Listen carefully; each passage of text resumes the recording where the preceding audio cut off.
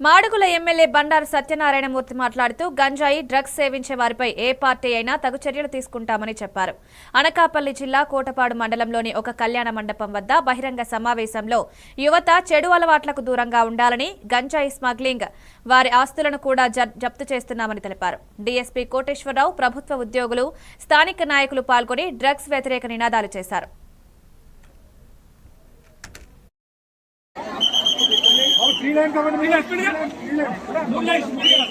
వాళ్ళ పేర్లు తెలుసు, ఊరు తెలుసు. నాకు దయచేసి క్షమించకండి.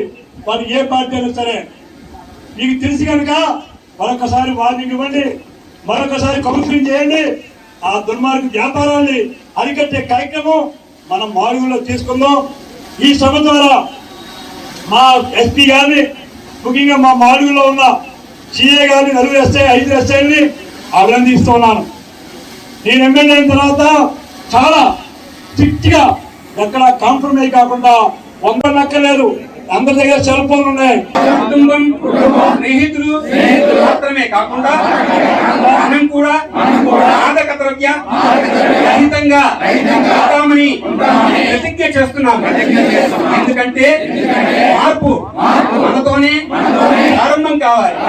కాబట్టి మనందరం కలిసి మన జిల్లా, మన రాష్ట్రాన్ని మాదక ద్రవ్య రహితంగా మార్చడానికి దృఢమైన నిర్ణయం తీసుకుందాం. మాదక ద్రవ్య రహితంగా మార్చుకుందాం. మా దేశాన్ని మాదక ద్రవ్యాల రహితంగా మార్చడానికి శక్తి మేరకు